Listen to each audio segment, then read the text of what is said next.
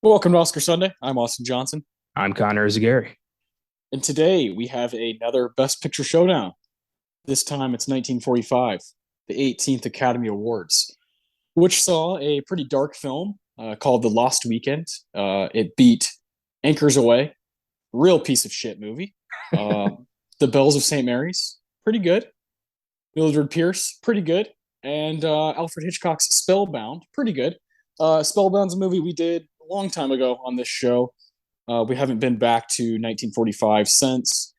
We were both maybe a little underwhelmed because you have high expectations for Mr. Alfred Hitchcock. Good performances, but some of the story just doesn't quite, do it for both of us. But needless to say, we're going to be revisiting it a little bit here for a showdown of these five movies. We're going to rank them.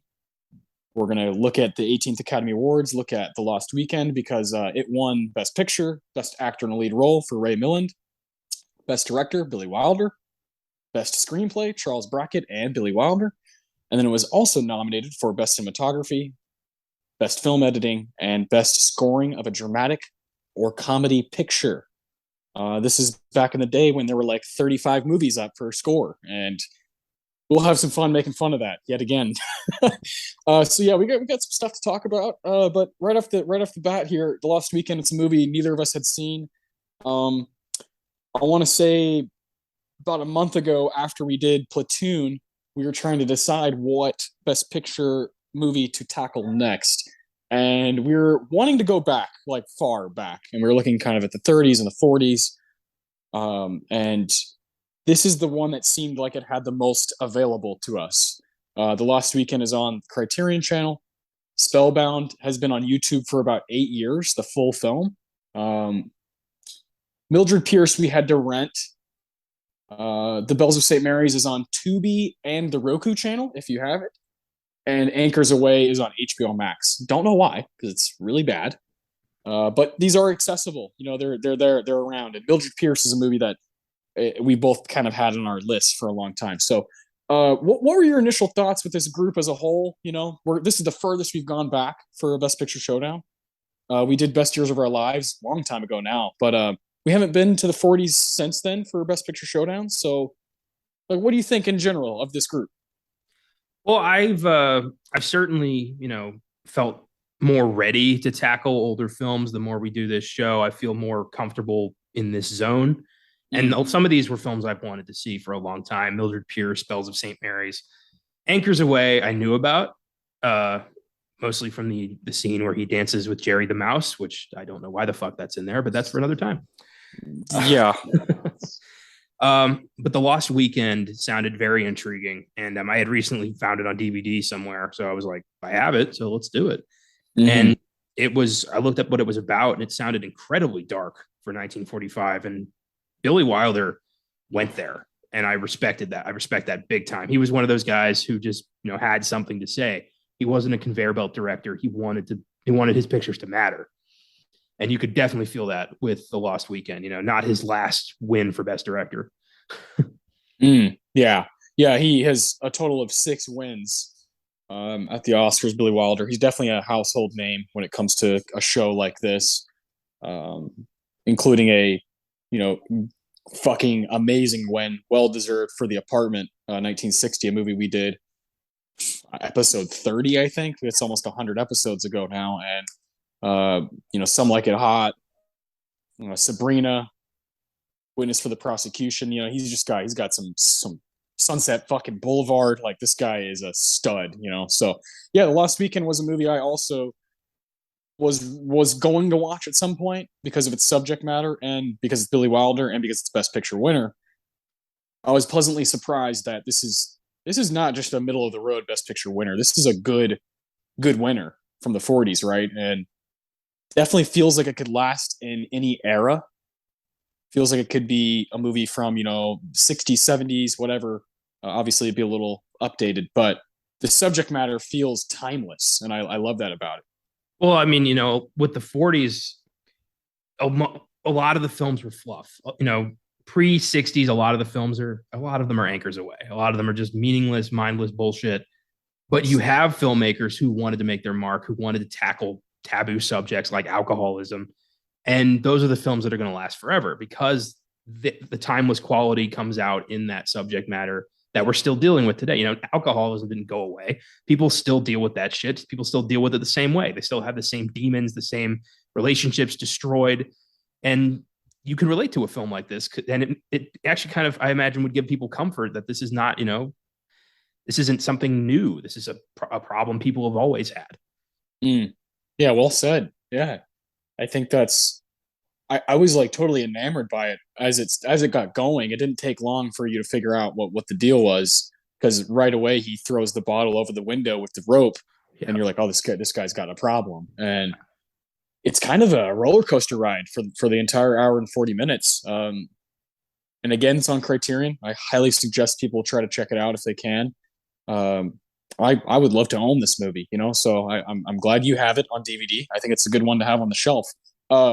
Aside from, what we've been doing for this, the homework for this episode, you and I got to see The Thing last Sunday in theaters. So we didn't really get to talk about that last week on our episode, but man, that was so much fun. It was really cool to see that movie hit its 40th anniversary this year, and just simply like it might be my favorite 80s movie, period. And it was so special to see it on the big screen. It certainly helped its case in my mind for being one of the more special movies I've seen.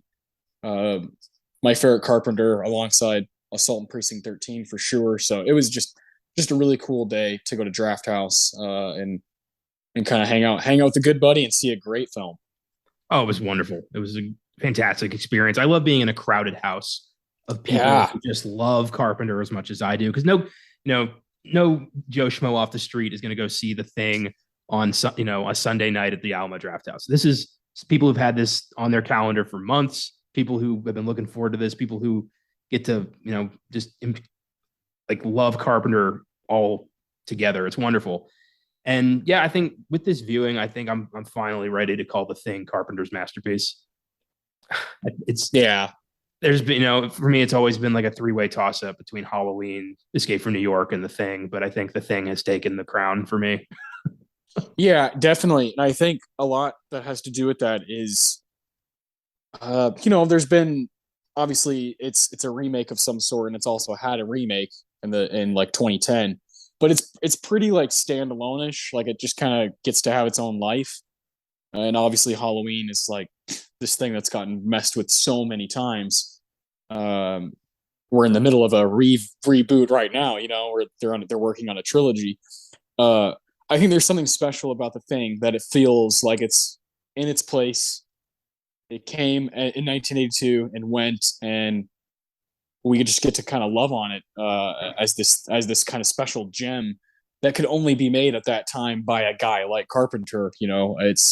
It's got such a signature look to it, and the score is so fucking awesome from Ennio Morricone. Like it's just got this really unique thing about it that I'm obsessed with, and I would hate for The Thing to get like franchised and be this huge thing that gets done over and over again. I love that it kind of has its place, and that's special. Well, as they proved in 2011, like it can't be done again. It's lightning in a bottle. It happened one time because John Carpenter had this insane vision for a living nightmare of a shapeshifter that features some of the most incredible visual effects and makeup I've ever seen in a movie that have yet to be topped. It's really incredible what Rob Bottin was able to do with that movie. Yeah. And you add Morricone's score and all the performances, and every character is just as present as they need to be. There's no fat on that movie at all.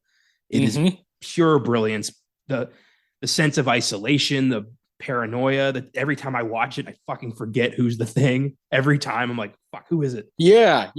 It still does that. Yeah, it's amazing. And it even ends with the sense of like, did they kill it? You don't know. Like you walk out of there going like, this might not be over. It's wonderful. Yeah. It's a Yeah. brilliant movie. Yeah, the ambiguity of it, you feel as crazy as the characters as an audience member.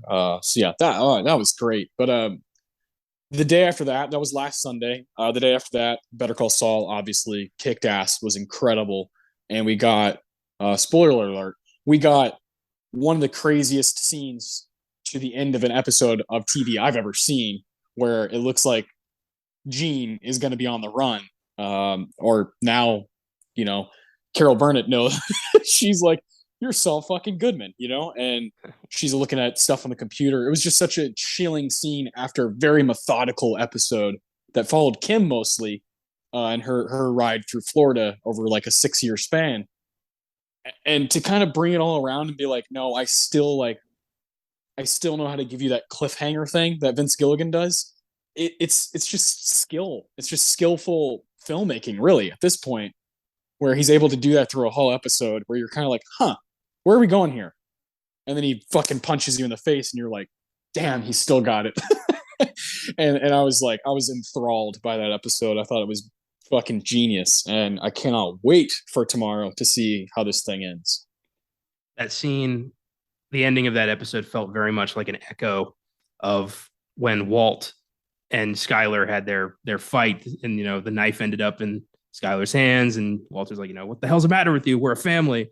Like, it felt like Jimmy's version of that.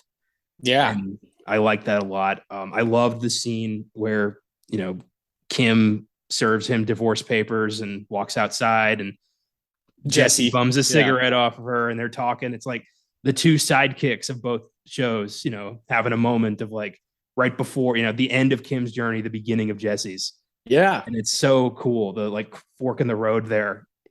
I thought that was a brilliant scene. Yeah, that was like poetic, because we obviously see the monsters. We see right through it as the audience members, but you have the soft spot for Kim and for Jesse through most of both of the shows. And so it was like the sidekicks who have like a piece of human in them. Yeah. And just get abused and abused and abused.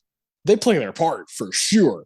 But they're used most of the shows. They're like used by Walter and by Saul, by Jimmy. Yeah. And yeah, seeing them two smoke together. And then you got a great little Jesse banter of like him talking about going to the doctor, and you're like, that's why I love Jesse. Like he just can't shut up, and that was really neat. Yeah, I'm gonna like cry when this thing ends. No matter how it ends, I'm gonna be so sad that it's over. And I'll be ready as soon as Vince Gilligan is ready. I'll be ready for a return to Albuquerque in any way he sees fit. I hope this doesn't end, this storytelling in New Mexico. Well, Gilligan recently came out and said that he doesn't plan to go back. I know. Yeah. And I'm like, I don't believe you. I don't want to believe him, but I understand. I mean, he's got other things to do. He's made over 100 episodes of this world, so he's given us enough. Yeah, I agree. But I'm more excited to see like what else is he going to be a part of? Like what other stories is he going to tell outside of this universe? Because I'm down. I'm ready for anything he wants to. I'm ready for story time. Yeah, I feel you on that, man. Aside from the Thing and Better Call Saul, what else have you kind of gone into? And of course, aside from this 1945 action. Yeah. Well, to prep for this, I knew that The Bells of St. Mary's was a sequel. So to get some context, I watched 1944's Going My Way. Yeah. Which I thought was okay, a little too sappy for my taste. The musical notes didn't really match. Like, why are they singing? This didn't matter. It's like Bing Crosby's a crooner, so naturally there's going to be a song. But I thought it made more sense in The Bells of St. Mary's, and Going My Way, it just didn't pop. I got kind of a little shanghaied by my family into watching Grease for the first time because of the recent death of Olivia Newton-John. Didn't care for it. And that was right after Anchors Away. So I had like a good 4+ hours of musical. So I'm done with musicals for quite some time. Yeah, I understand. But the highlight of my watching for the week, I finally watched The Assassination of Jesse James by the coward Robert Ford. Oh, yes. What a film.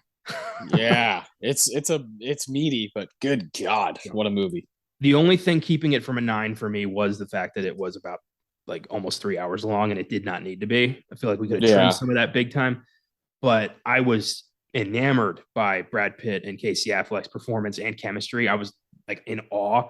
The music, Jesus Christ, Nick Cave and Warren Ellis did the score. The score is some of the most poignant, reflective shit I've ever heard in a movie. I was blown away. I was nearing tears before I even met the characters.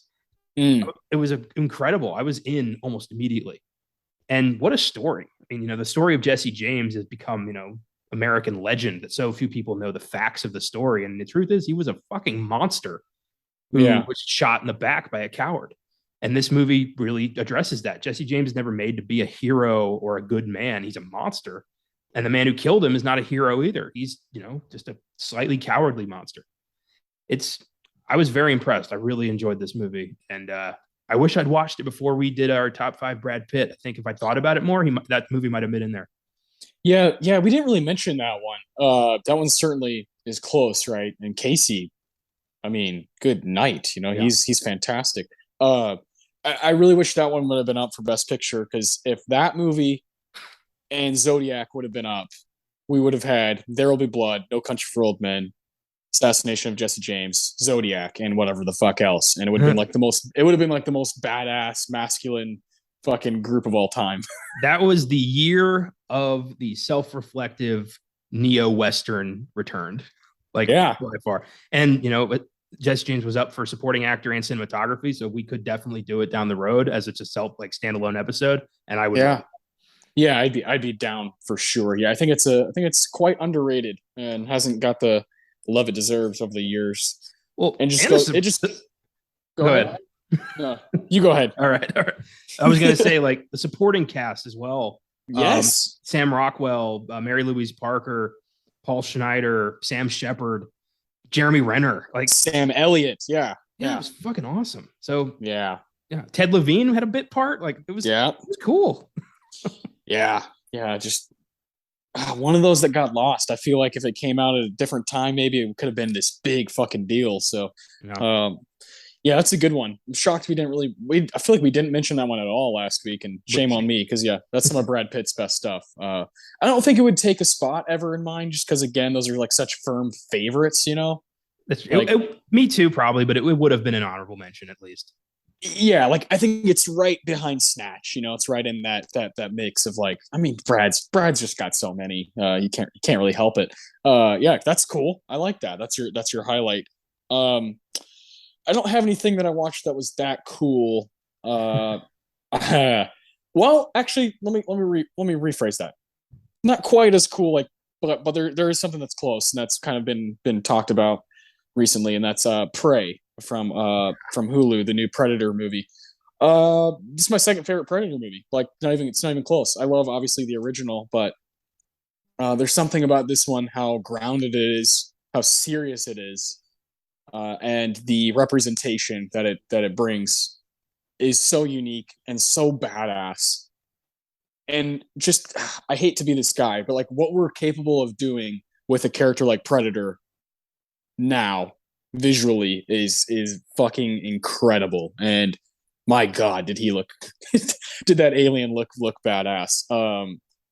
The bear scene was like fucking absurd. And that I don't know how to pronounce the director's name. He's the guy who did 10 Cloverfield Lane. I don't know how to say his last name. Dan Trachtenberg. Look out for this guy. I think he might like kind of take a place in modern cinema. He did a really cool Black Mirror episode he directed. He directed the first episode of The Boys on Amazon. There's something about him that reeks of like cinematic understanding and the ability to be in something that's super grand and like has a huge scale, but pull it like way back and give us kind of a unique perspective on something. And Prey was, man, this is badass. I wish I could have seen it in theaters, because it deserves to be on the big screen. This movie is gorgeous, and I feel like You know the thing you do when you're watching a movie at home and it's on the TV and it's like slows down a little bit and it's showing you a bunch of landscapes. You might be like, oh, let me check my phone real quick just for a second. I think that's okay sometimes, but with Prey, I'm like, no, this kind of deserves our full attention. And I think on the big screen, it would demand that. Like it would kind of put a chokehold on you because it was so beautifully shot. And you had this CGI that was some of the best I've seen in the past few years. That bear was scary. The lion towards the beginning of the film was like, man, that thing is fucking freaky, especially at nighttime. So I really really enjoyed that movie. I'll give it a solid 8 out of 10. I'm definitely gonna watch it again. It breezes by. It's like an hour and a half and just boom, just goes by, and you're in a really cool world. And yeah, I'm excited to see what that guy does next, man. And I'm excited to see what this could open up for these actors as well. You have a lot of Native American actors who deserve this kind of spotlight. So I was excited to see that it was as good as people were saying. Well, I was seeing that our lead character, Amber Midthunder, I believe her name is. Yeah. She's already being like, fans are like, put her in a Marvel movie. Like she should. Uh, They want her as X-23, Wolverine's daughter. oh, yeah. She's like incredibly badass. I was rooting for her for sure throughout that movie. And yeah, really cool name. Mid Thunder's a badass name. Yeah. Yeah, I'm excited to see it, kind of like what doors that opens up. Aside from that, I finally watched Lightyear, which was fine. I thought, um, it's not the best Pixar, but it's not the worst. And I think it got like, when you have a movie that's attached to Toy Story, people are expecting, absolute greatness. And while it wasn't, you know, amazing like Toy Story 1 through 4, it had some cool moments, and I thought Chris Evans did a great job. Kiki Palmer was fantastic. The Taika Waititi character was funny at times. So like I had a good time. I didn't regret watching it. So I think sometimes with these Pixar movies, people need to fucking get off their high horse and realize ultimately it's a kids movie. And my daughter liked it; she enjoyed it, so I had fun. Also wish I could have seen that in theaters, but when I saw like kind of the backlash, I was like, oh, maybe I'll save the money. And then I watched it at home here on Disney Plus. It was fine, but yeah, I watched those two, and I watched a couple basketball documentaries that I've been wanting to watch. There's a newer one called New York City Point Gods, about a bunch of point guards that are from New York City, and that was really cool because I just eat that shit up. And then there's one called The Greatest Mixtape Ever, about the And One mixtape that kind of hit the scene in the late 90s, early 2000s, and that was a lot of fun too. Got to kind of reminisce about stuff that I loved as a kid. So yeah, I had fun overall. Prey was the coolest thing though that I watched outside of our homework for this show. I tend to only really, highlight movies I've never seen before, new stuff I want to talk about, but just because I feel like saying it, I did do, for the hell of it, an Inspector Gadget double feature. Fuck yeah. I know those movies suck. They both suck, but I've had an affinity for those since I was a kid, and I was like, let's put it on. And after I watched the first one, I was like, I haven't seen two in like 15 years. Let's do it. And it's a live action cartoon. It's fucking terrible, but I enjoyed them. It was for me. It was a little, it was like Dairy Queen. It was like, I don't do this all the time, but I'm gonna have something. There you go. I love that. I haven't seen those in ages. I totally understand that. Just kind of going down memory lane for a bit. Sometimes that's what movies are for. So I respect it. That's great. Those would be really funny to do on. I don't even know at this point what they're. Oh, both of them would go on Beyond the Bad. They're both Okay. critically reviled, hated movies that I latched onto for some reason. Fair enough. That'd be great for you to go in the ring and defend them. That'd be funny as shit. Yeah. So been an interesting week for both of us. These movies, these 1945 movies, I like when we do this Best Picture Showdown type thing, because it forces you to go to a certain place for a while and kind of tackle different things within that year. I made the dumb mistake of watching, well, not dumb, of watching this movie called Brief Encounter, also from 1945, but it didn't compete until the 19th Academy Awards. And I was like, shit, this movie, it was up for some stuff, but it didn't compete against these movies. but it's like my favorite movie from 1945 that I've ever seen now. I thought it was fantastic. A great love story, directed by David Lean on Criterion Channel and I believe HBO Max right now.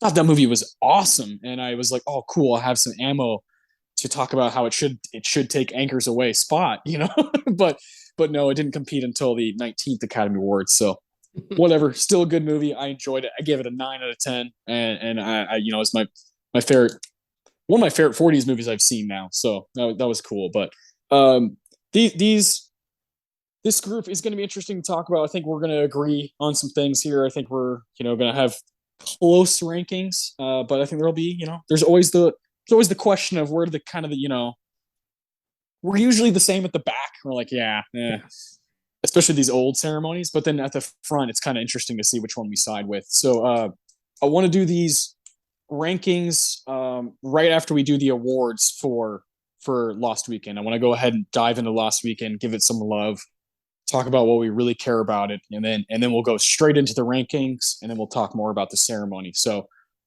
you know the drill. Quentin Tarantino Award for the best quote of the movie. Really good screenplay, really tight, really good. The Ennio Morricone Award for best music moment. Surprisingly, pretty good score. There's a few moments where I was like, this feels like an Alfred Hitchcock movie. Really, really heightened that thriller aspect. The Philip Seymour Hoffman Award. I don't think there's a whole lot of competition here. There's someone carrying the movie, and then there's other people. And the Roger Deakins Award for the best scene of the movie. So I'll let you take it away whenever you're ready. Yeah. So this is a film about alcoholism. So I decided to go with a scene where Don Burnham kind of describes why he's a drunk, like why booze is his crutch. And it's when he's at Nat's bar. And yeah, love Nat. Great bartender. Yeah, I love his whole, certainly, like that whole, the way he talked. I fucking love that. Mr. Buenum. Yeah. So Don's talking about, he's doing this monologue and he says, it shrinks my liver, doesn't it, Nat? It pickles my kidneys. Yeah. But what does it do to the mind? It tosses the sandbags overboard so the balloon can soar. Suddenly I'm above the ordinary. I'm competent, extremely competent. I'm walking a tightrope over Niagara Falls. I'm one of the great ones. I'm Michelangelo molding the beard of Moses. I'm Van Gogh painting pure sunlight. I'm Horowitz playing the Emperor Concerto. I'm John Barrymore before the movies got him by the throat. I'm Jesse James and his two brothers, all three of them. I'm W. Shakespeare, and out there it's not Third Avenue any longer. It's the Nile, Nat, the Nile, and down it floats into the barge of Cleopatra. It's like, fuck, dude. Yeah. You have a problem. This is the only way you feel important. Holy hell. And I just thought that was brilliant for 45 to go there. That, in that early in cinema, I was so impressed. Yeah, that's a great pick. That's what I chose that too, but I chose a backup just in case. I love that. It wrapped the movie up, and yeah, him and Nat, kind of reminds me of The Shining, where you're like, oh boy.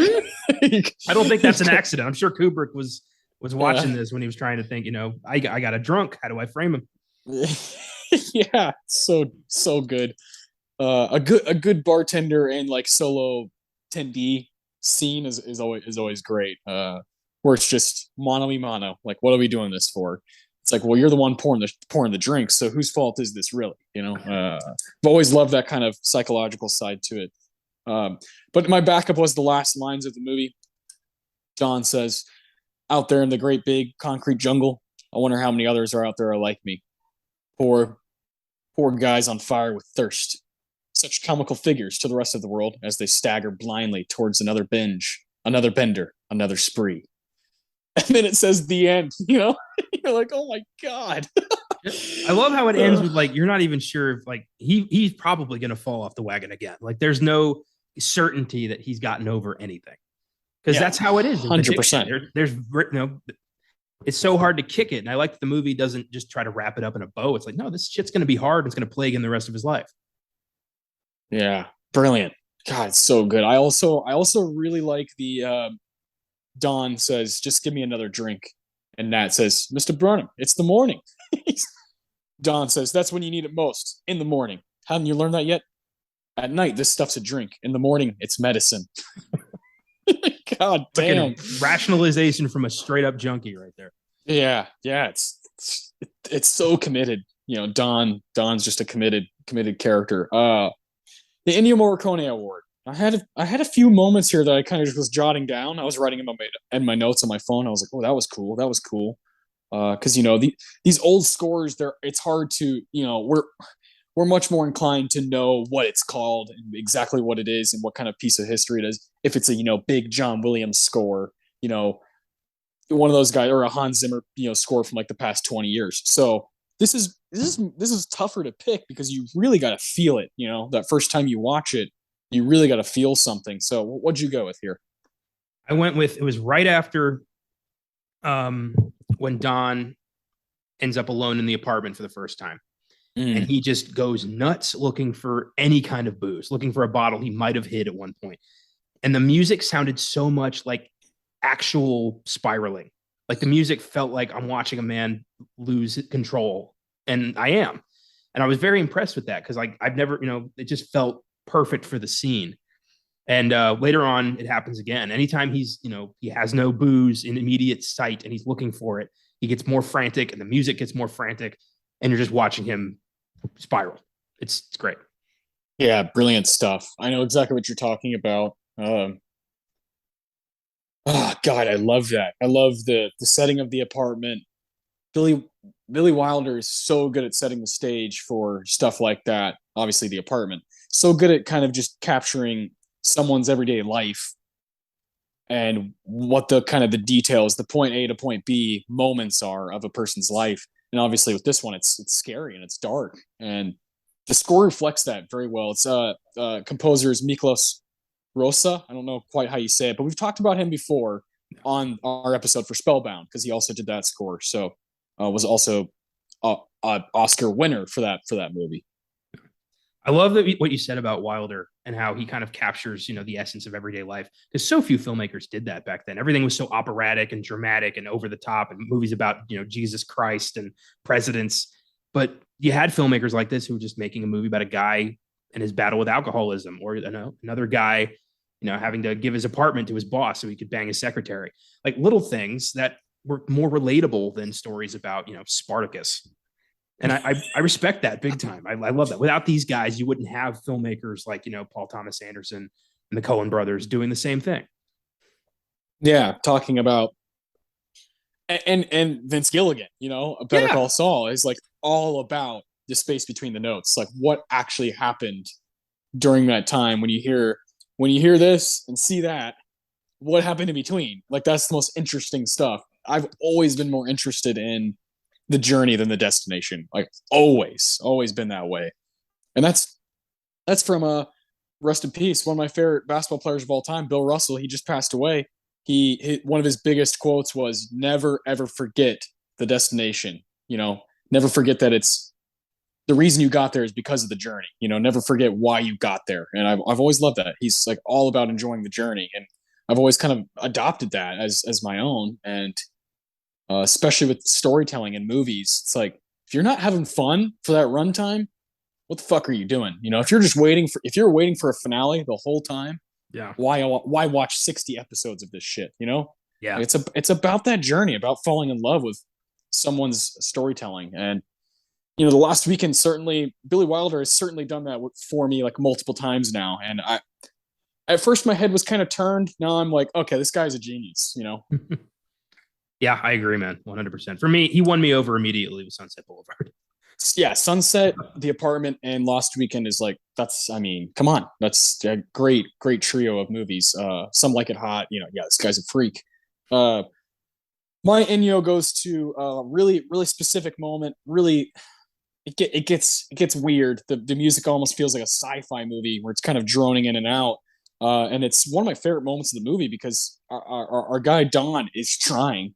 It's when he's about to meet her parents for the first time. Oh yeah. And they're kind of at that station. They're sitting on the bench and he's right behind him and he hears them talking about him. And he decides he's holding a gift and they're like, he's a fucking loser. He has no job. He dropped out of school, whatever. He's a quote unquote writer who hasn't really finished anything. And they just fucking lay it on him, and they don't know that he's right there, and he's got a gift and everything. He stands up. He does this whole kind of cat and mouse game. he's kind of, Jane Wyman. Yeah, man, she's so good in every scene that she does that I've seen her do in any movie. During this one, I was like, I feel like she's underutilized because she's so captivating and so good. But I love this kind of cat and mouse game that he plays with her, where he's kind of going around the station, hiding behind people, using his hat because everybody wore hats like that back then. And it's such a unique scene, kind of a thrilling, everyday kind of thriller aspect to it. And I love the score behind it. I love how it captured a guy who was about to enter a situation that could really change his life. And he could, seek their approval. He could, win them over with his wit and whatever. But he decides to go back and turn to alcohol again. And I felt a relatability to this scene. I feel like there have been times in my life, not so much these days anymore, but I feel like there have been times in my life where I would avoid people that either love me or were related to someone that I love, in order to just kind of never actually try anything or never commit to anything. I feel like up until I met my wife now, Brianna, I really never gave that full effort to get to know someone's family or friends or whatever it may be. I feel like once I met her, I was like, okay, like that needs to change. But it took me a second. It took me a second to meet Brianna's mother and meet her brother and these different people. We were dating a while before I was okay with doing that. And I feel like I avoided it on purpose. Like I did things to sabotage those moments. And I was like, this is a really well done scene because I've felt that before. Or I remember I work at a grocery store. I remember when I was younger and I would go to the grocery store and I saw someone I knew, I'd be like, I don't want to have that. I don't want to talk to them. I wanted to avoid them at all costs. Now it's like, what do I have to lose? What are you going to say hi and move on? I feel like there is something that holds people back from just kind of being able to talk to people and being comfortable with who they are, and being comfortable with presenting themselves as they are. And I finally have gotten over that. And I felt like, I was like, damn, Don, like you got this. Like, it's going to be okay. You have a gift. You're a fun guy to talk to. Just meet them. It could change your life. You never know what could happen. And unfortunately, he runs. And that was such a captivating scene that I was like, this is the stuff that I enjoy so much, the space between the notes. Oh yeah, man. It's, I think, from Don, and I think, a little bit for you, it might have been, a bit of a lack of confidence, self-confidence. Sure. Brianna, I think, gave you a lot more confidence, and that's great. I've seen, over the course of, all of these shows, and, I've been kind of at the beginning of, you guys' relationship. Yeah. I've seen you blossom into a much more confident, host and person. And I'm 100% sure that was her. So yeah, I'm glad that you've kind of, pinpointed that. Oh, for sure. She's, married her for a reason. She's awesome. And you really have been literally there almost the entire time. You've been able to kind of witness that. So I'm sure it's obvious, and I'm okay with that. And I love scenes like that you can like pinpoint a past part of your life where you're like, wow, I get that. I get what he's going through here. Like, I remember back when we were doing the bonus episodes of FILMGAZM, I remember I suggested that, like, you lead those episodes, but you told me that, you weren't comfortable doing that. You weren't ready to kind of lead your own thing. And now here we are, well over 100 episodes into a show you created and you've helmed every single time. And it's fucking, I'm proud of you, man. Now no one else can. Yeah. It's like, no, I like, if I'm not here, I'm like, something's missing. I definitely enjoy this is kind of my alley. Is being able to kind of use the Oscars as a vehicle to talk about movies I really care about. So yeah, I'm very grateful to you for kind of pushing me to get here. I love when music does that to you. yeah, that clearly resonated with you, man. That was a good pick. Yeah, that's why I really connected with this movie. I was like, even though, I definitely drank too much at a certain point in my life. I was never like Don, but I definitely had moments of, you need to stop. It's like not helping you, and you're kind of forgetting about what's important. So there were things that I really connected to, and again, you pointed out at the top of the show, really, is that the commitment from Billy Wilder to just go for it with this movie and this script is so compelling, and I respect it so much. So yeah, good stuff. Yeah. The commitment was so big. I found out the liquor industry offered, I think it was MGM, like $5 million or something to cancel the movie. They're like, do not release this movie. And Good Billy Wilder said, God. like, he said jokingly, like, if they offered me the money directly, I would have canceled the movie immediately. Yeah. But like, yeah, this was, you didn't tackle, people drank, people smoked. That was just what society, American society was about for half of the 20th century. So when you went after those industries, the people making money off that tried to sabotage that shit as quickly as they could. So the fact that Wilder like went through with this speaks volumes about his character and his commitment. Yeah, I love that. It's so cool. Yeah.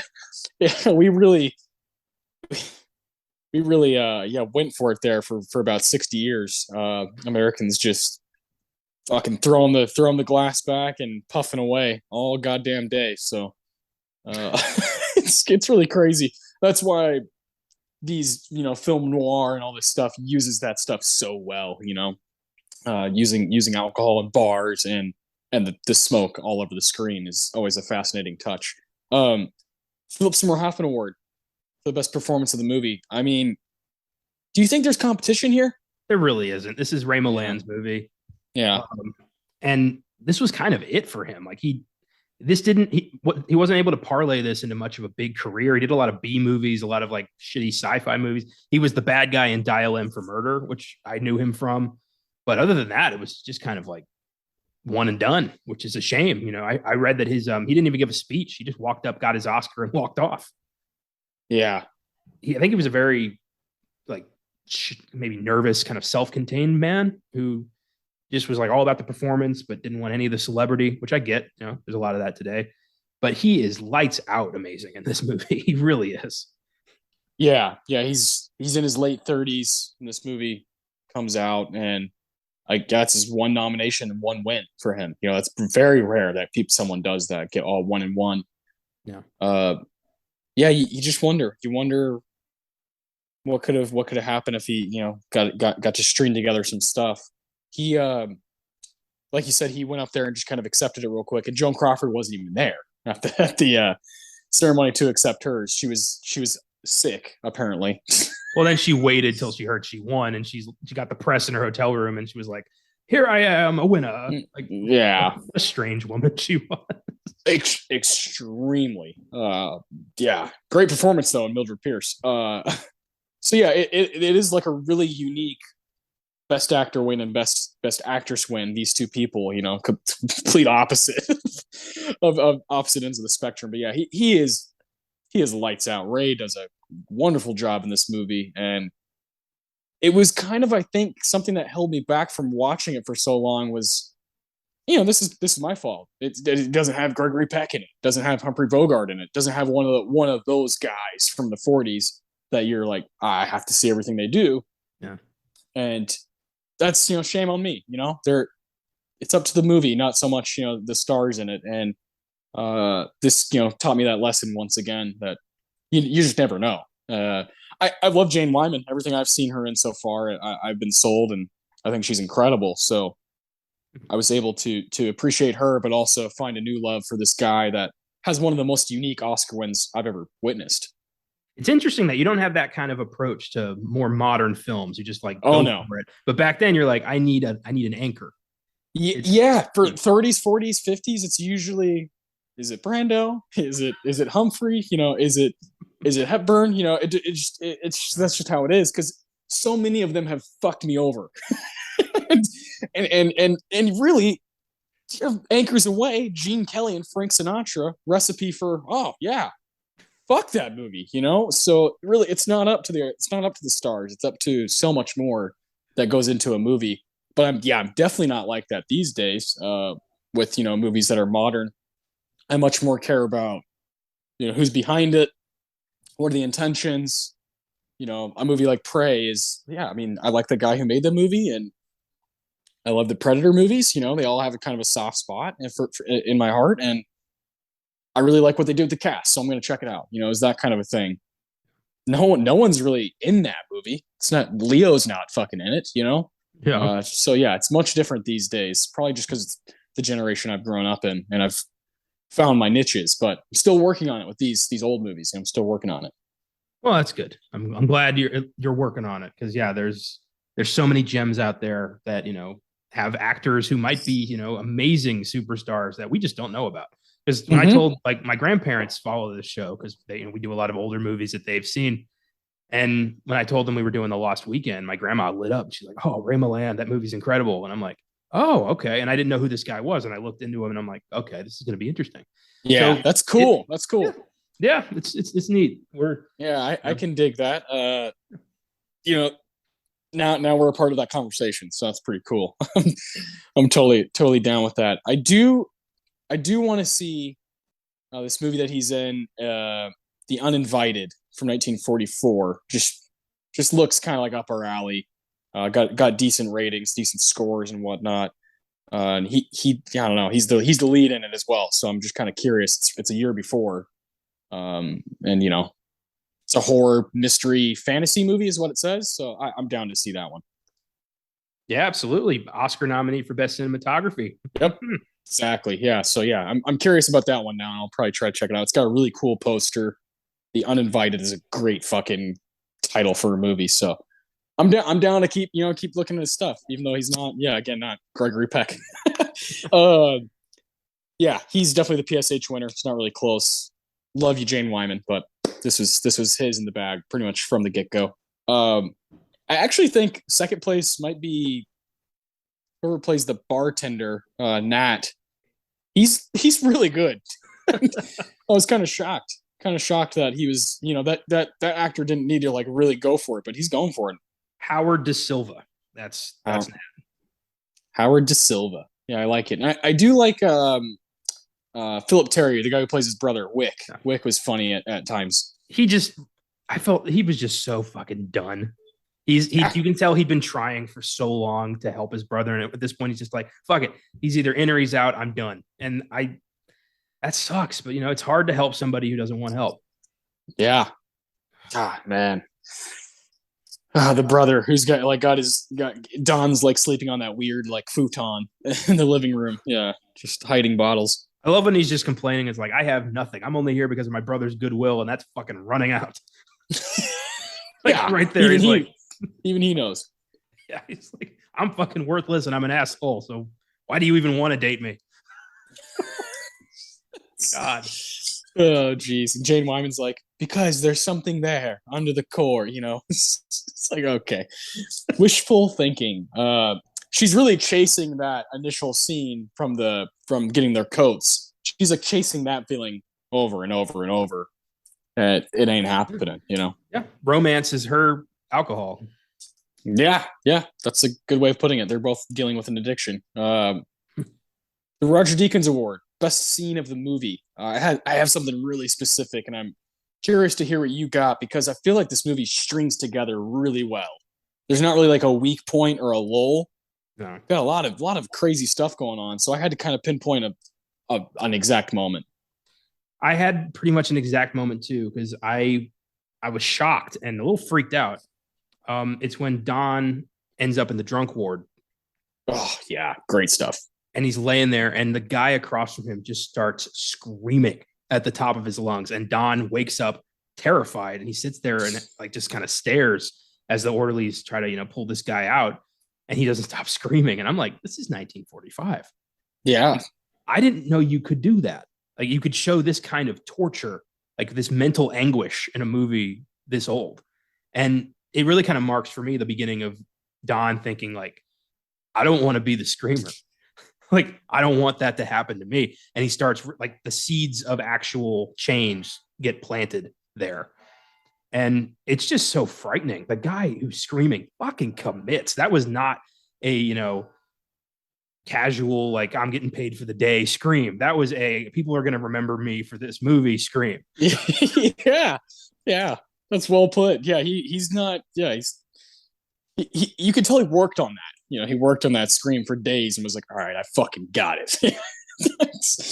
That was a brilliant stretch of the movie is when he, he escapes right from the, and the way he tries to kind of bribe people, and he's just like this slimy bastard, who's like, I'm fine, I'm well, I can walk out the door right now. When he's first there and he just walks past the cop like he's in a hotel, and the guy's like, whoa, whoa, whoa. He's like, get all your hands off me. I'm not sick.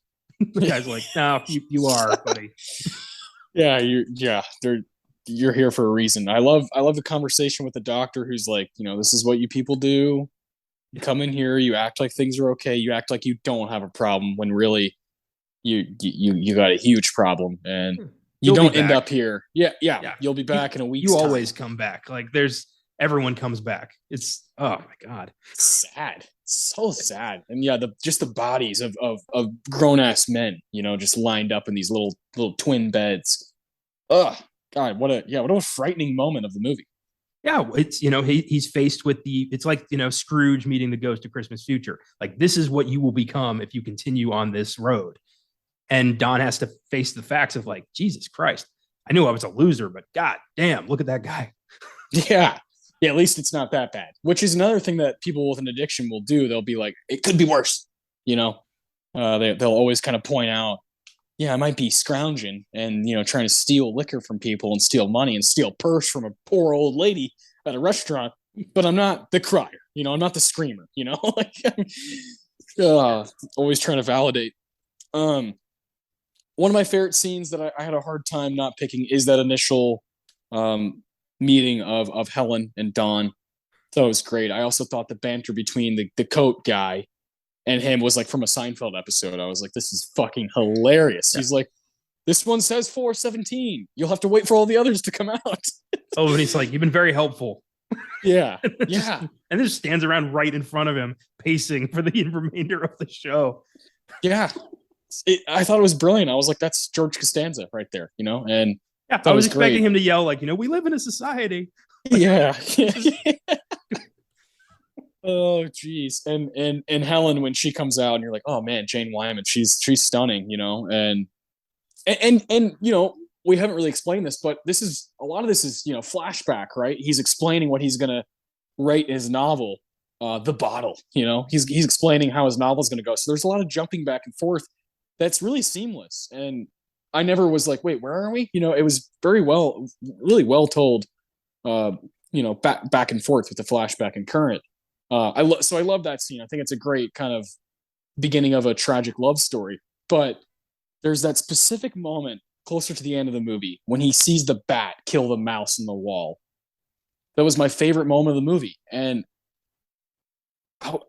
my reaction to it was like, what the fuck? Well, where did this come from? And God, I love when a movie does something like that. Something so wacky and weird and hallucinatory.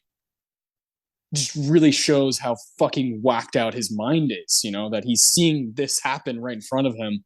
That poor little mouse. It's also just a really well done scene for 1945. I couldn't believe how they captured this moment in the movie. And it's fucking frightening. So the ward, the kind of the ward scene, that there's him like screaming hysterically when he sees that and his hair's all over the place. It like makes it have some horror elements. And I really appreciated that about it. I thought it was quite frightening at times. This was the Requiem for a Dream of 1945. Yeah, well put. Yeah. It has that same vibe. That was great. I love the blood dripping out of the wall. Like, I kept thinking, like, who did Billy Wilder fucking bribe to get to do some of this shit? Yeah, and this is a Best Picture winner. That's just weird. Just got some really weird, wacky turns. The movie we watched for Best Picture Showdown, months ago, but 1946, Best Years of Our Lives. It's like nowhere near as ballsy as this movie when it comes to that kind of stuff. I love Best Years of Our Lives. I thought it was really unique and had a cool take on post-war stuff. But this movie is wacky, is fucking dark and not for everybody. And I respect that about it. It moved up my rankings pretty quickly of like all the Best Picture winners because of the set of balls that it has on it. You gotta think Billy Wilder is the reason. He's the reason it goes to these places. So I loved that scene and just the kind of the freak out of it and that specific moment. And I love when he reacts like, there was a bat that killed the mouse in the wall. And she's like, where? Like, where are you seeing that? And he's like, right there, And it's, it's all a figment of his imagination. And just how far he's gone off the rocker. It's crazy.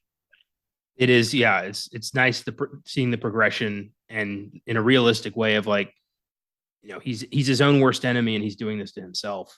And even the flashbacks, he comes off a little favorably because it's a little bit of an unreliable narrator.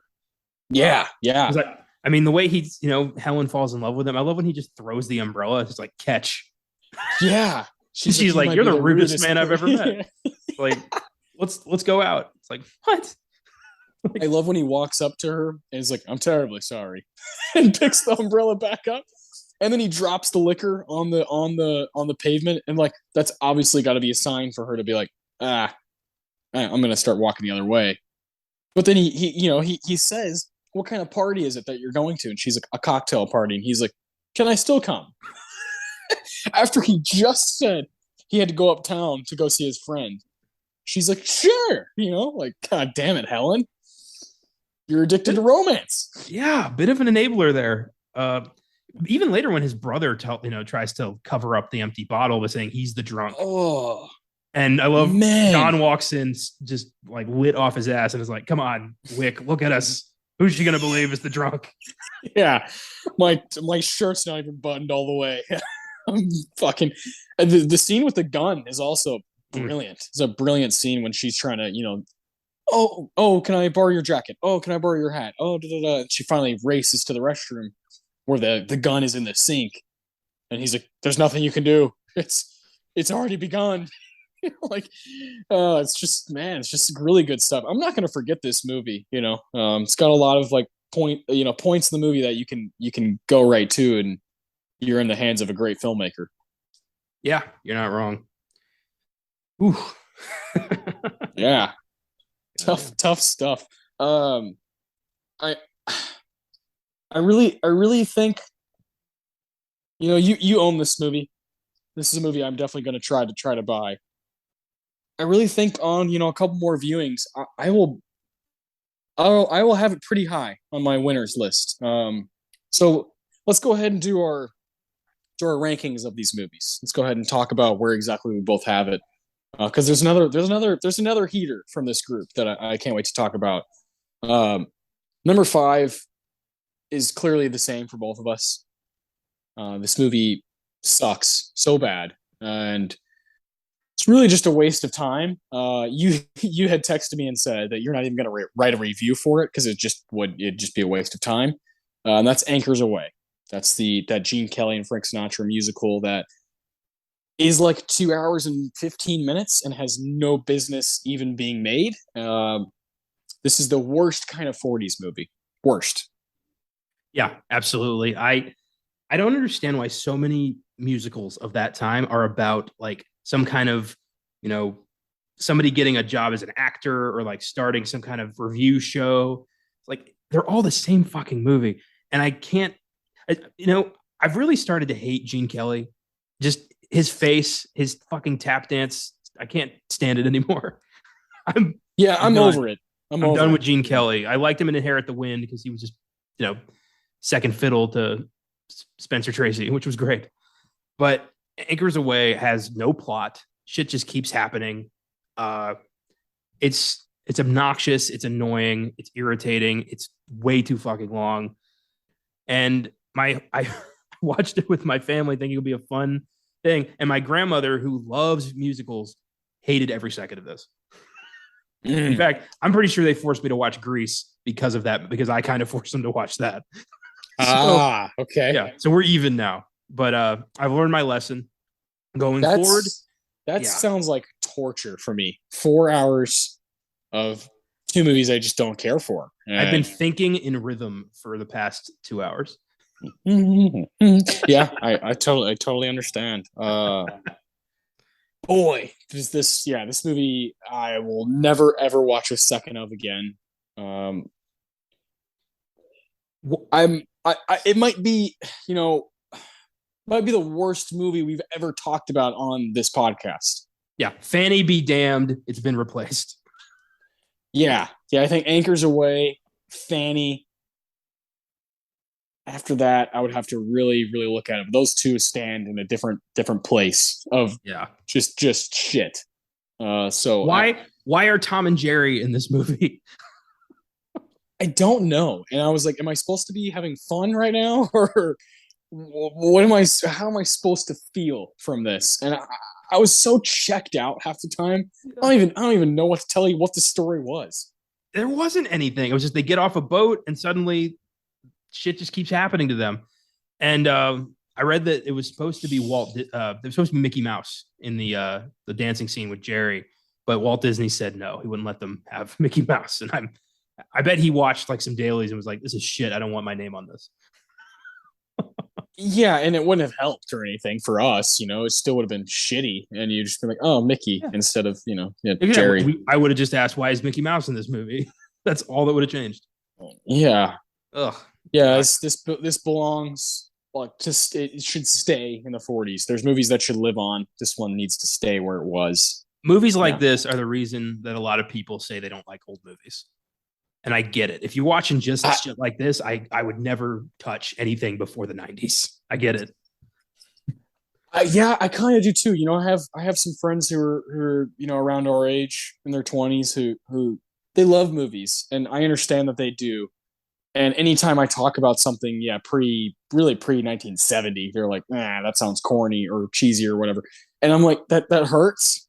That hurts deeply because some of my very favorite movies are from those decades. But I get it as well. I totally get it, because if you catch the wrong one, the wrong time, it's gonna put some hatred in your heart. And this is one of those. So let's never talk about it again. Let's never talk about Anchors Away until something else is as shitty as it from the Best Picture nominees, which is going to be tough. I mean, you got to, at this point, like, I don't know what could possibly, we'll see. Yeah, I don't even know what to rate it. You know what I mean? It's one of those just like, I don't care. Don't care. I gave it 1 star on Letterboxd. I don't plan on writing a review about it. In fact, this has kind of pushed me away from wanting to write reviews about certain movies. So thanks a bunch, Anchors Away. You've poked a hole in something that has been a consistent part of my life for almost a decade. Thank you so much. Thanks, George Sidney, for directing this pile of dog shit. Number 4. I'll let you start with your number 4. I think we're gonna have some like slight changes here. We'll go back and forth. Your number 4, I think I know what it is, but I'm pretty sure it's the movie that we did from this year already. Let's hear it. You would be correct. Number 4 is Spellbound. Okay. Not a bad film, just not nearly as good as I wanted. Yeah, that's fair. You give me Gregory Peck and Ingrid Bergman, directed by Alfred Hitchcock. I have insanely high expectations. And I just felt this was a kind of an aimless film with really stupid characters making really stupid decisions. That's fair. Yeah. With a weird dream sequence that doesn't really need to be there. No, that's like my favorite part of the movie, but I don't like it. Doesn't really fit, Yeah. So Anchors Away is the only bad movie here. Everything else is, up to your own taste. And Spellbound just, to me, didn't add up. I wanted way more from this. Yeah. I think I initially gave this movie an 8 back when we did that. I think it's probably more of a 7. Like, it's fine. It passes, but I'm not a huge fan. That's my number 3. My number 4 is the Bell. My number 4 is the Bells of St. Mary's. Okay. I watched this movie back when we did probably Gaslight. I was probably doing some Ingrid Bergman research. Yeah, it is, because I also watched Autumn Sonata at that time. And I remember I liked it. I love Ingrid Bergman. I think she's just like such a fucking monstrous, like, brilliant performer. But this movie, it's just like, I don't know. It's just, I feel as some of the things you were saying about Going My Way, and I know I haven't seen that one. I will one day. But it's just a bit dull, a bit kind of like, okay, I get it. Like, this sappy is a great way of describing this kind of a movie. There are some cute moments. There's some stuff where you're like, that warms the heart. But it's not very challenging. It doesn't really take religion to places that I want to see it go. This feels like something I would have watched in Sunday school when I was like 10. You're just kind of like, that's nice. Christians can be good. You know, this is an okay idea if it's in the right hands, but I'm just like, I don't know. It's fine. I think it's fine. I think Crosby and Bergman, they got good. They got a good chemistry. They got a good little thing going. Two big time performers from their era. So it's not something I wouldn't ever watch again, but I'm not going to be racing to it. You know what I mean? So I also give this movie a 7. I think it's pretty good, but not like a Best Picture nominee type movie. So I'm guessing this is your number 3. It is my number 3. Yeah, it's weird. The problems you had with it to me were the positives. I liked seeing a movie that was like using God in the right way, because I've seen so many movies of just, the monstrous things done in the name of religion. It was nice to see just a nun and a priest who wanted to help some kids. I like that. I liked how sappy and just nice it was. It was nice. Yeah, you prefer that? I prefer Doubt. I like those movies too, but fucking horrible shit happening inside of a church/school, and everybody's like, I'm questioning everything. I like those movies too, and I get why you would respond more to that than a movie like The Bells of St. Mary's, which I get. If you're watching it with a certain mindset, it can seem incredibly disingenuous, which I understand.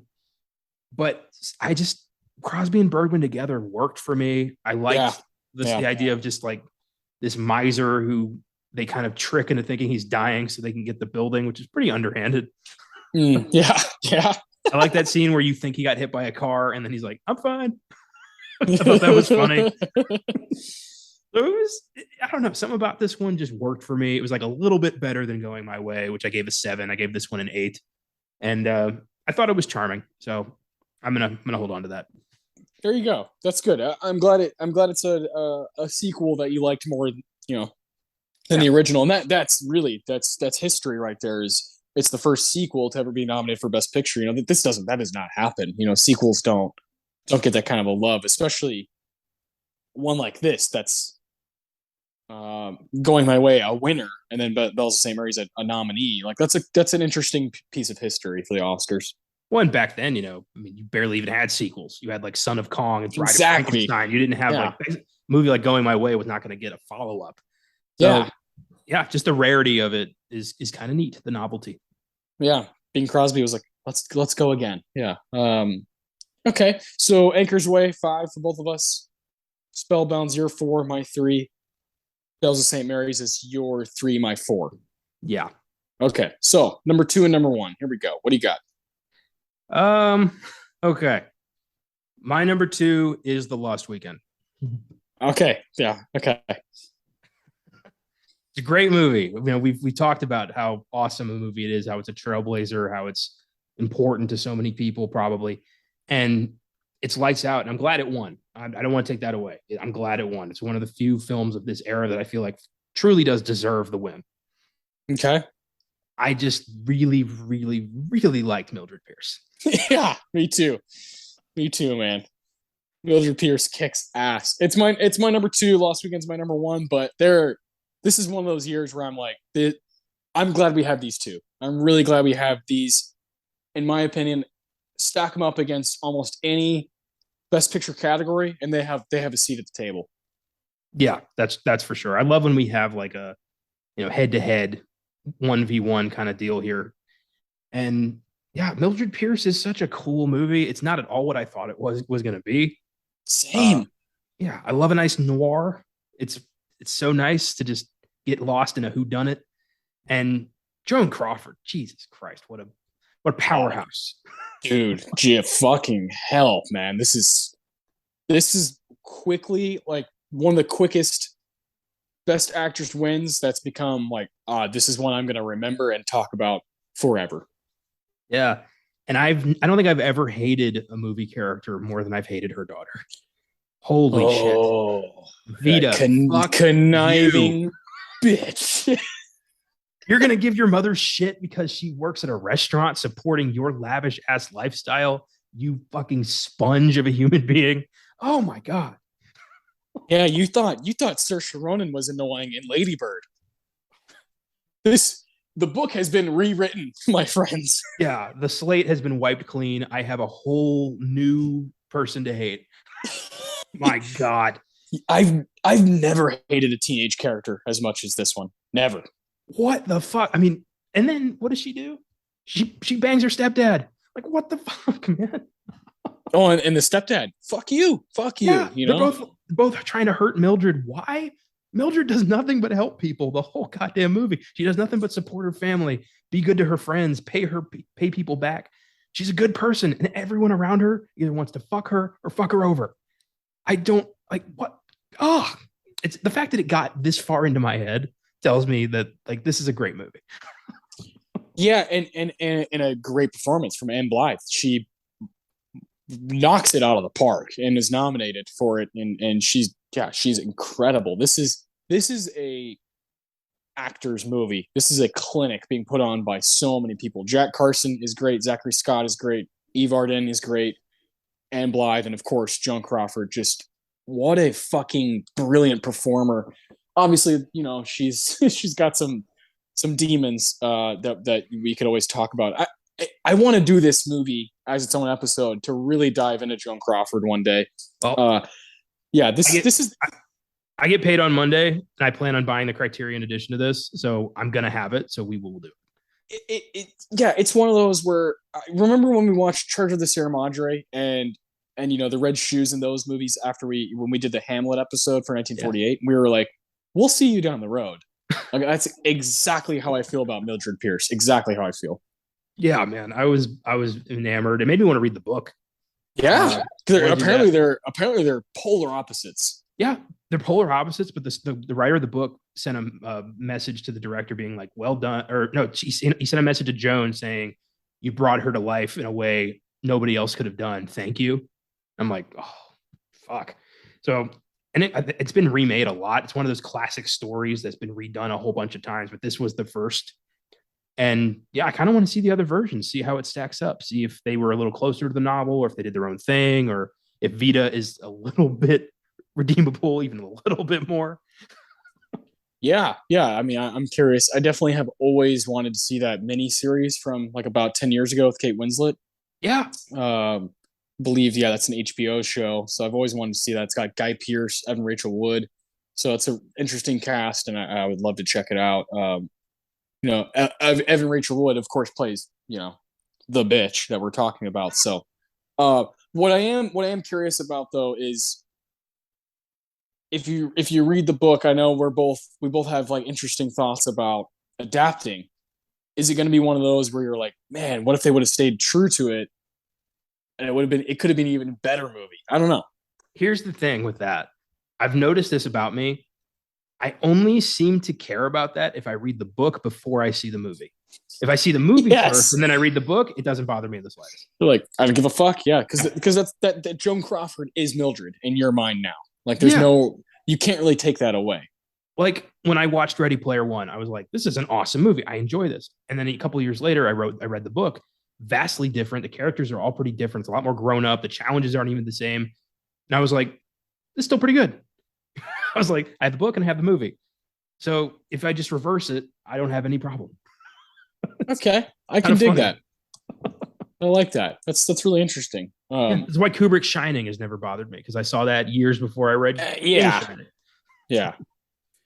Oh man, don't you love a good Best Picture one too? Is just the best. So you have Pierce number one, and I have it number two, and of course Lost Weekend is swapped for both of us. So yeah, we're very close here, and we just have things like a slightly skewed. I figured that's kind of how it would go. So Anchors Away number 5 for me.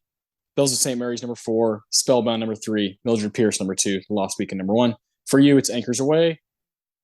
Number 5, Spellbound number 4. Bells of St. Mary's number 3. The Lost Weekend number 2. And Mildred Pierce number 1. Love that.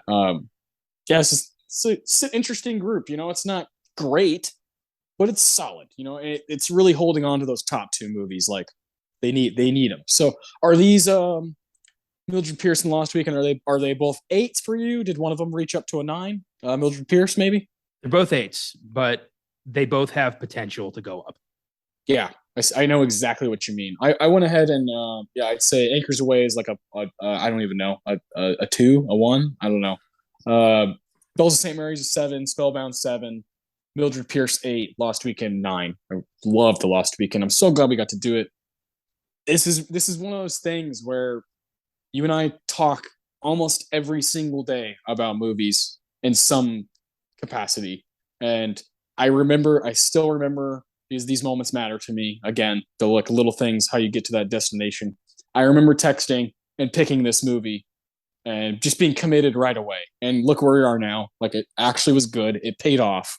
We've enjoyed our ride getting here. So the Lost Weekend Criterion Channel, please check it out. It's great stuff. And I do, before we get out of here, I would like to look at some of the other categories that it was nominated for. We don't have to, really get into it because we haven't seen a lot of these movies because it's, 80 fucking years ago. But I do think it's fun to kind of just look at stuff and some of the things we can have an opinion on, because we've seen the 5 Best Picture nominees, and of course those bleed over. So let's go to the ones that it was nominated for. I mean, best score. There's like 100 movies in that category, so I guess we'll go ahead and get that one over with now. I believe it's best dramatic or comedy score. Is that right for Lost Weekend, or what is it? I don't know. That's what it is, because back in the day, like musical had its own weird categories, so everything else got pushed into this category. Okay. Oh yeah, I'm struggling to find that. I just got to find the category that has 100 movies in it. It'll be there. What's his name? Miklos Rosa was nominated 3 times in this category from this year. There's music, song, scoring of a musical picture. Is that it? It would be right next to that. Okay. Spellbound was the winner that time. I see it. Okay. Okay, here we go. Spellbound 1. I'm just gonna roll through these.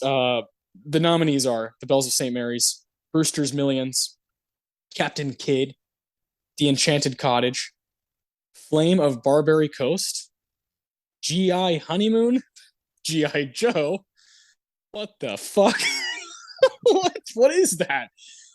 Guest in the House, Guest Wife, The Keys of the Kingdom, The Lost Weekend, Love Letters, The Man Who Walked Alone, Objective Burma, Paris Underground, A Song to Remember, The Southerner, This Love of Ours, The Valley of Decision, and The Woman in the Window. That is just far too many goddamn movies. At this point, like, is it even an honor to win that? I mean, if every movie that year is up, is it really a victory? I mean, it might be cool to win, but to just be a random nomination, I mean, who gives a shit? There's 30 of you. So, and what G.I. Honeymoon and G.I. Joe both up. Like, what? Guest in the House and Guest Wife. There's movies, there's so many that they are copying each other's fucking titles. Oh, Christ. Oh, it's hilarious. I mean, I would have given this to The Lost Weekend. Frankly, I think the score is actually trying. And I don't really remember Spellbound's score enough to comment on it, so that tells me all I need to know. Yeah, there's like a couple of cool moments, but yeah, the Lost Weekend score is actually really good. But there's no way in hell you and I will ever be able to really say, because I am not going to sit through all of those movies. I doubt. I think a lot of them probably gone, like probably lost to time. 100%. They would have to be completely revamped and saved. It shows it shows how good a film is, or how well it's respected when it really does last over 80, 90 years, because someone cared enough to keep it going. And that's why we're talking about The Lost Weekend and Mildred Pierce, and not fucking Objective Burma. which was it's in this next category, best film editing. The winner was National Velvet.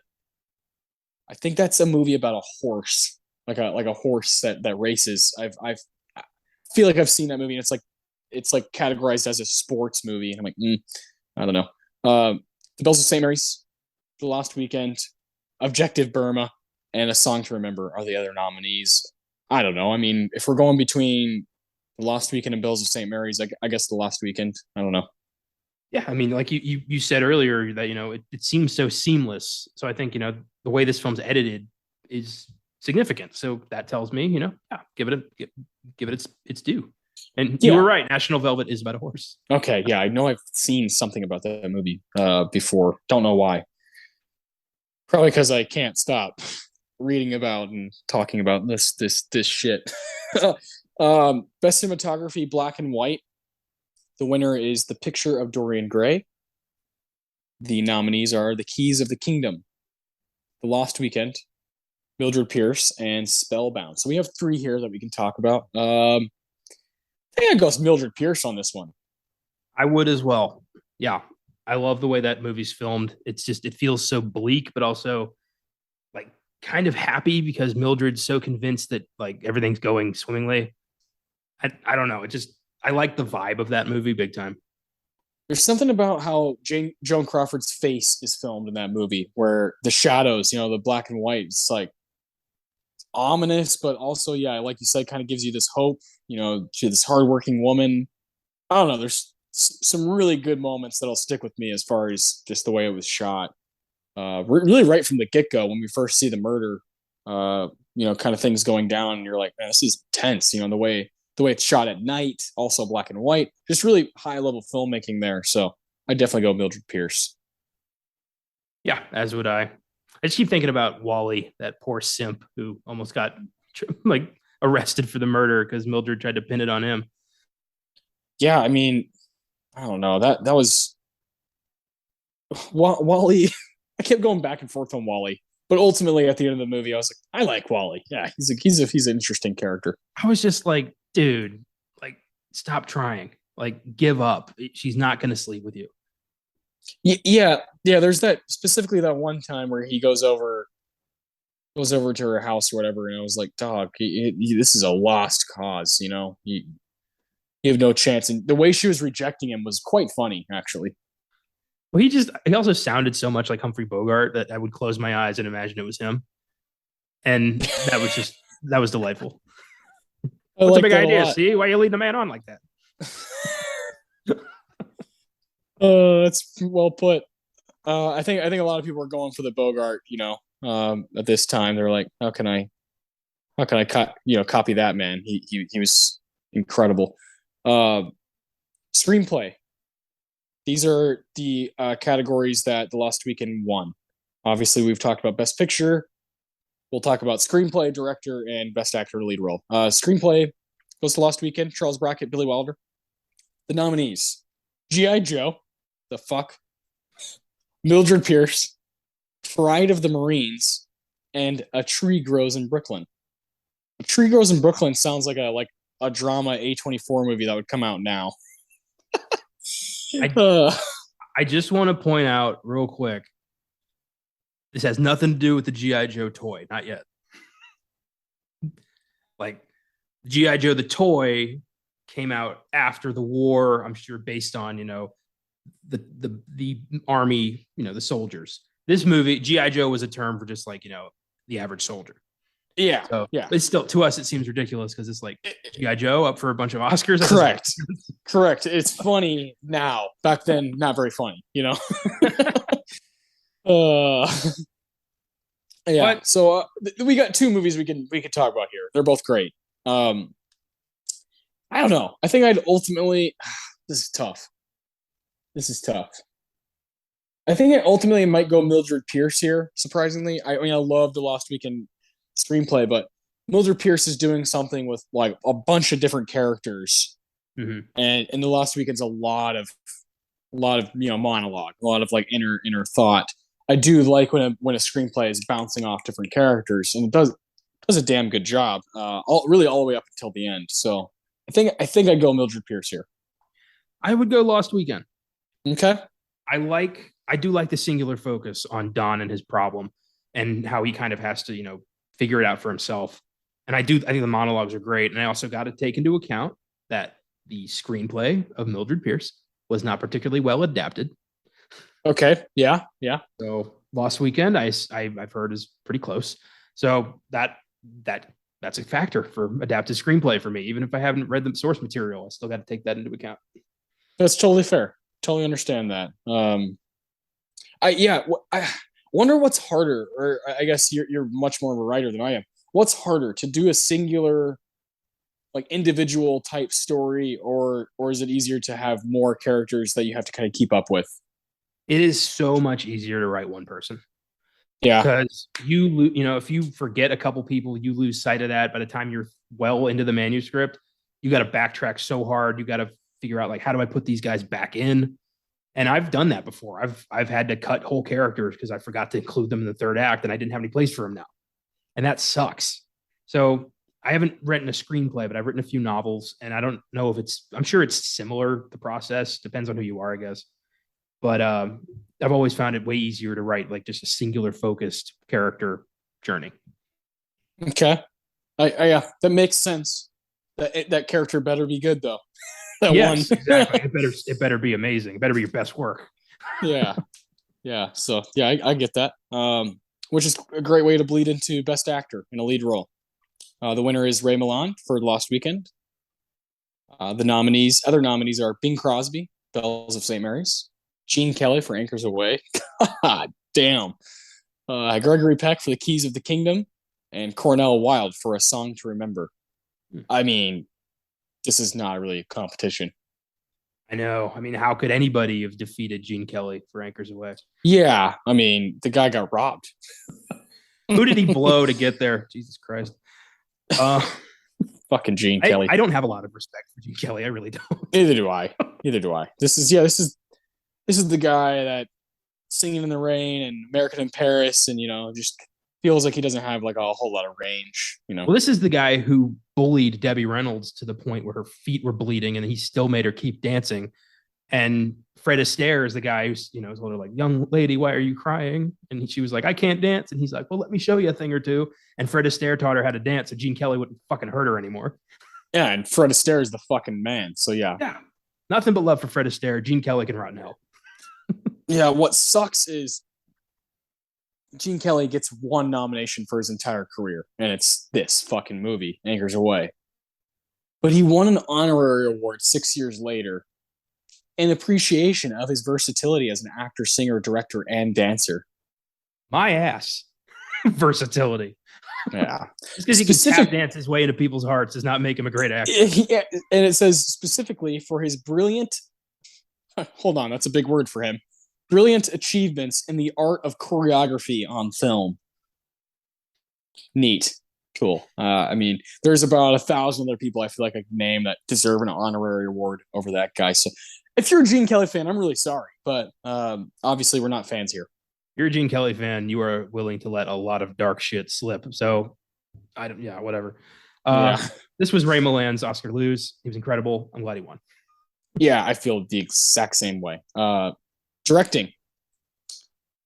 Mr. Billy Wilder won for The Lost Weekend, and he beat Leo McCarey for Bells of St. Mary's, Clarence Brown for National Velvet, that fucking horse movie. There it is again. The Southerner by Jean Renoir. I'd like to see that one. And Spellbound, Alfred Hitchcock. Alfred Hitchcock very rarely gets love from the Oscars, right? We've talked about that before. Why this movie? Of all of his like masterpieces, this is one of the directing nominations. Does he have just two or one? Like, how many does he have? I think it was Spellbound and it was Psycho. It might have been Rear Window as well. Yeah, I'm gonna look that up. I got you. I feel like it's not very many. Maybe three. It was five. Rebecca, Lifeboat, Spellbound, Rear Window, and Psycho. Lifeboat. I completely forgot about that one. Oh yeah, and Rebecca makes sense. Yeah, Rebecca makes sense. Best Picture winner. So it's five. But he never won. He never won. He got an honorary award. But I do have to ask, just for my own curiosity, what is your beef with horse movies? I don't have a beef. Feels like you have a beef. Well, I didn't like Seabiscuit. I'm just kidding. No, I don't have like a beef with it.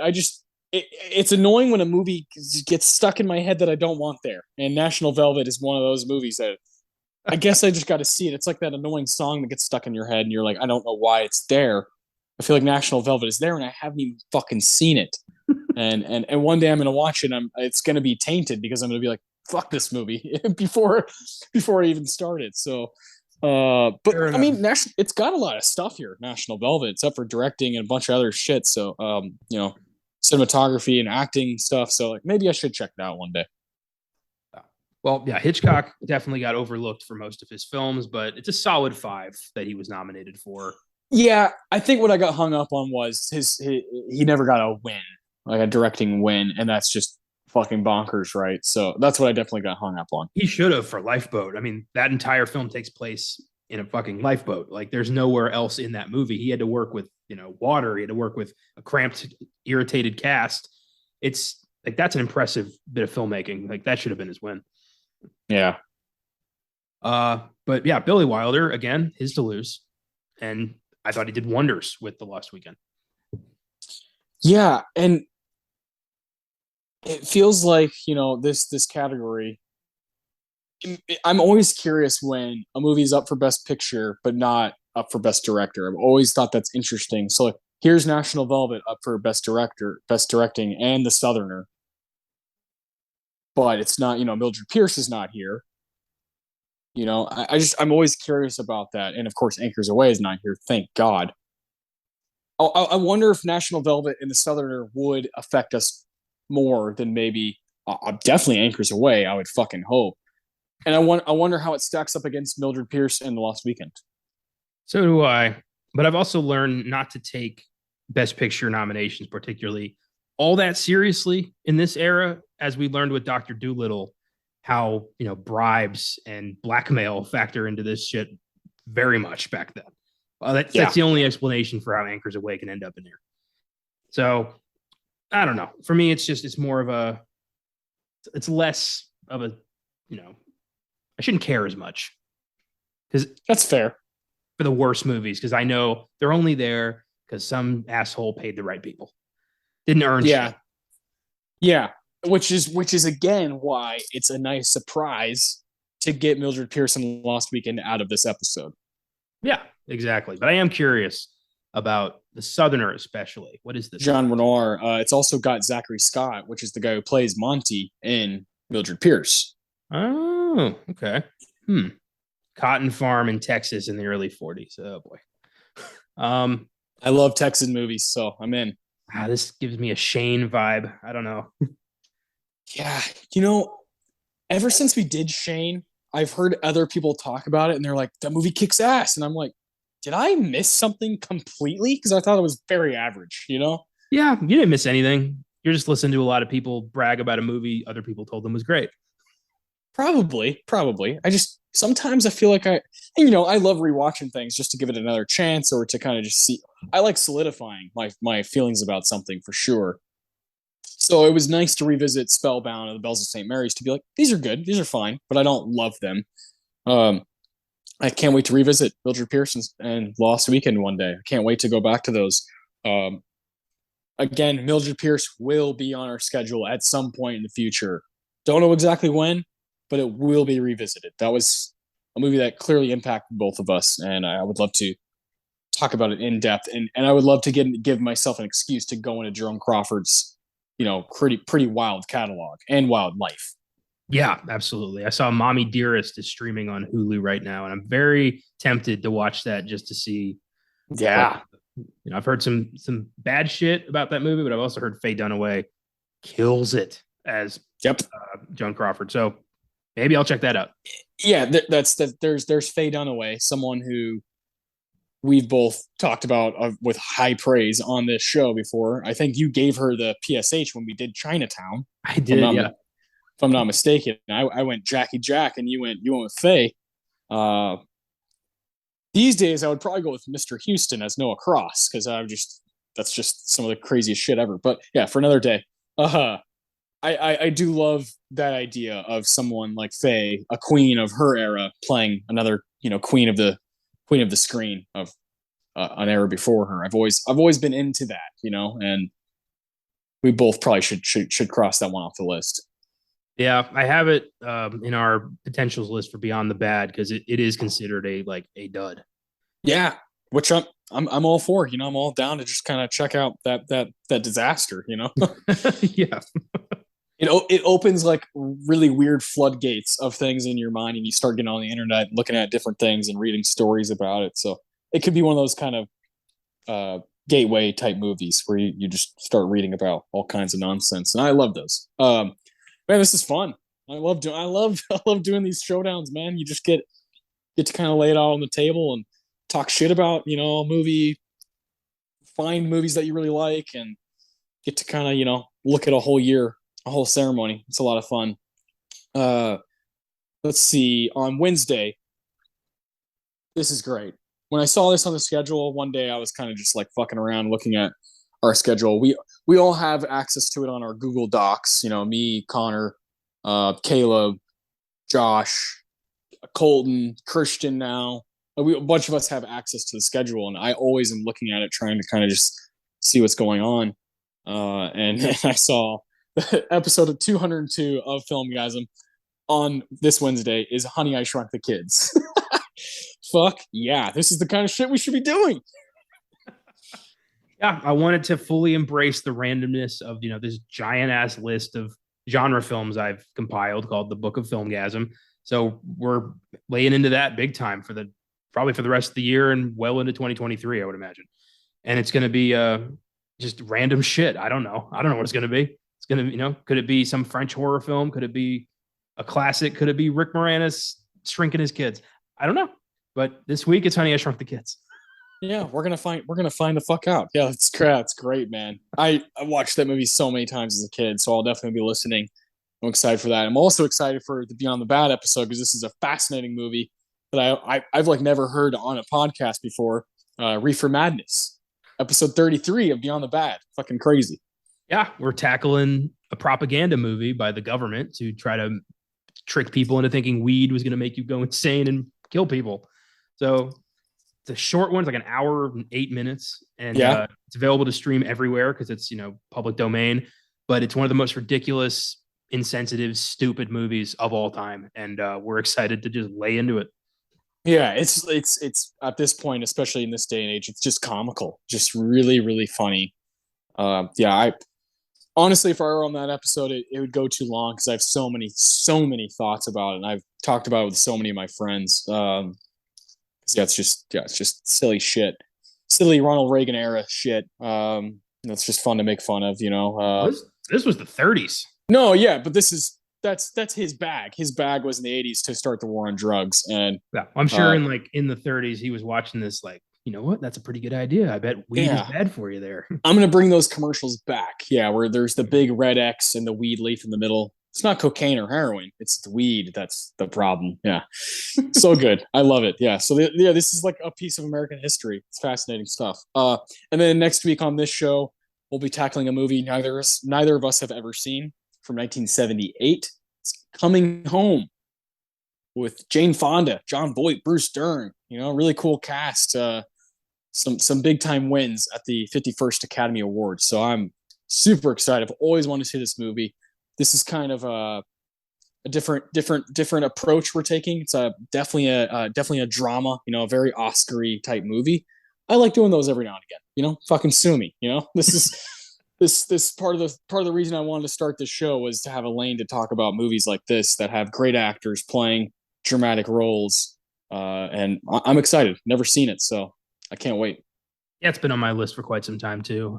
It's John Voight's win, it's Jane Fonda's second win. Yeah. And I love me some Bruce Dern. Soldier's Way saves the day. Love it. Yeah, which is great because he's a soldier in the movie. Fantastic. Yeah. Beautiful. Yeah, this is going to be a fun one. I've heard it's a bit of a downer. Quite a dramatic heart puller. I don't know. It's gonna be sad. heart puller, and it's Hal Ashby is the director of it. I really like him. I've grown to really like him as a filmmaker. So yeah, I'm excited, man. The 70s are always an excuse for me to just watch some of my favorite shit, some stuff that's gonna become my favorite shit in the future, and that's kind of what I'm all about with doing this show is just shedding light on that stuff. So, and Jane Fonda, me, man, I'm a big fan, and I've yet to like pick a movie where she is a big part of it on this show. It's time. It's finally time. I can't wait to one day do Clute. One day I want to do On Golden Pond. One day I want to do The China Syndrome. But next week it's Coming Home, a movie I haven't seen. So I'm super excited. It's gonna be a lot of fun. Keep following us on these shows. Wednesday, Friday, Sunday. We're always cranking them out. We don't really ever take time off. We also have reviews up on filmgasm.com if you want to check those out. Follow us on Instagram, Twitter, Facebook at FilmGazm, and keep fucking watching movies.